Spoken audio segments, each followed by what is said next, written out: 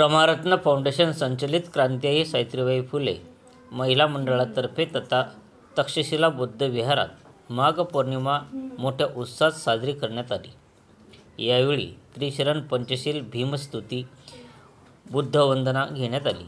माघ पौर्णिमा निमित्ताने अध्यक्षा रंजना शेळके व रुपाली शेळके यांच्या वतीने बौद्ध समाज बांधवांना खीरदान करण्यात आले।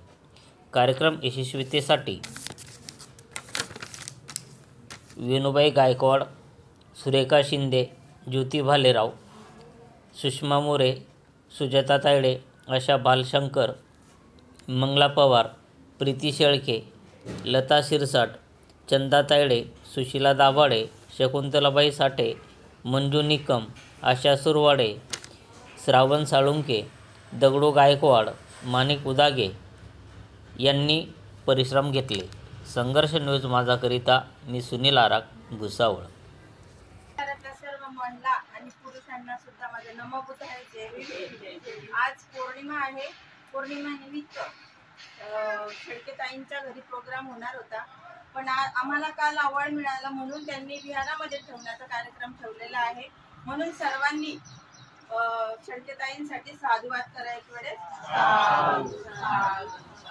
आणि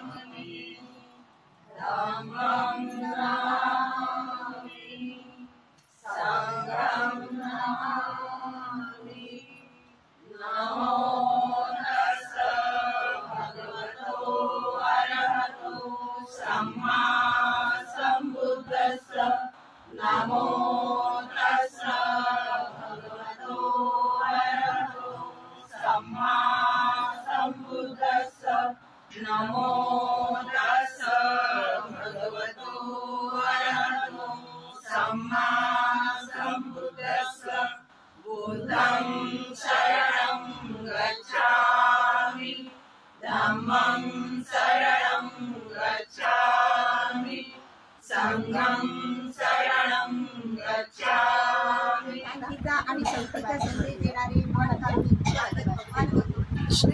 भारतीय घटनेचे शिल्पकार परमपूज्य बोधिसत्व आणि सिंहालाप नाले, त्यांना सगळं जग सिंहालाप नाले घेऊन होतं असे महामानव डॉक्टर बाबासाहेब आंबेडकर यांच्या प्रतिमांना मी सर्वप्रथम अभिवादन करते। आज माघ पौर्णिमेचं महत्त्व तसं पाहिलं तर सर्वच पौर्णिमेचं बौद्ध धर्मामध्ये महत्त्व आहे, पण माघ पौर्णिमेचं विशेष महत्त्व असं की माघ पौर्णिमेच्या दिवशी तथागतांनी जाहीर केलं होतं की मी 3 महिन्यांनंतर माझा महापरिनिर्वाण होणार आहे। त्याआधी त्यांनी आनंदाला सांगितलं होतं की आनंदा, माझं 3 महिन्यानंतर माझं महापरिनिर्वाण होणार आहे। परंतु आनंदाच्या चित्तावरती थोडं माराचा प्रभाव होता, त्यामुळे त्यांना काही कळलं नाही की बा भगवंत काय सांगताय। तर भगवंतांनी 3 वेळा सांगितलं की माझं महापरिनिर्वाण होणार आहे, माझं महापरिनिर्वाण होणार आहे, माझं महापरिनिर्वाण होणार आहे। आणि नंतर आनंदाच्या चित्तावरून माराचा प्रभाव संपल्यानंतर त्यांच्या लक्षात आलं की भगवंतांनी आपल्या महापरिनिर्वाण जाहीर केलेलं आहे। परंतु संबुद्ध जे असतात ते फक्त 3 वेळेला बोलतात आणि त्याच्यानंतर तो नियम ते बदलू शकत नाही किंवा ते खोटं होत नाही। त्याच्यामुळे भगवंत आनंदाने त्यांना विनंती केली की भगवंत, आपण आणखी काही काळ या भूतलावर राहायला पाहिजे आणि लोककल्याण केलं पाहिजे। परंतु 3 वेळा त्यांनी बोलल्यामुळे त्याचा परिणाम काही झाला नाही आणि त्यांचं ठरलेलं महापरिनिर्वाण बैसाखीला झालं। म्हणून या माघ पौर्णिमेला जास्त महत्त्व प्राप्त झालेलं आहे आणि या माघ पौर्णिमेच्या दिवशी त्यांनी तथागतांनी आपलं महापरिनिर्वाण जाहीर केलेलं असेल। तर एवढं बोलून माझं माघ पौर्णिमा ही सगळ्यांसाठी फार महत्त्वाची आहे।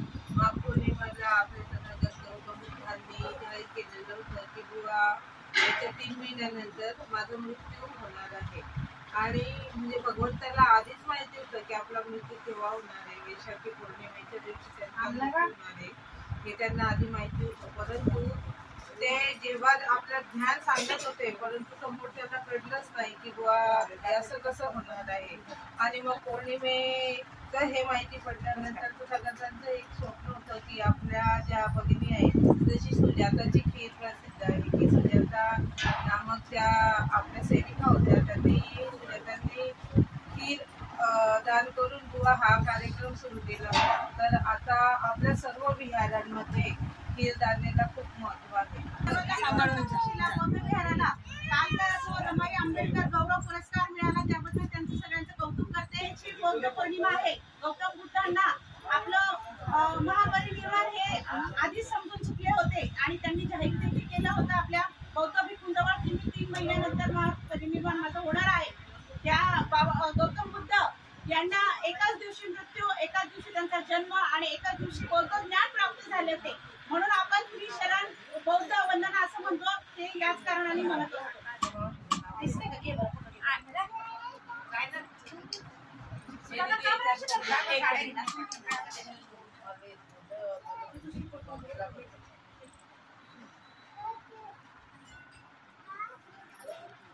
तू खीर दे.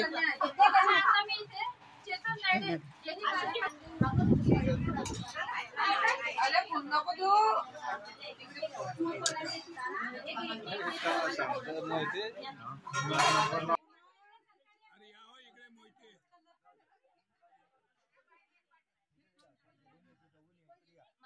त्यांना देणार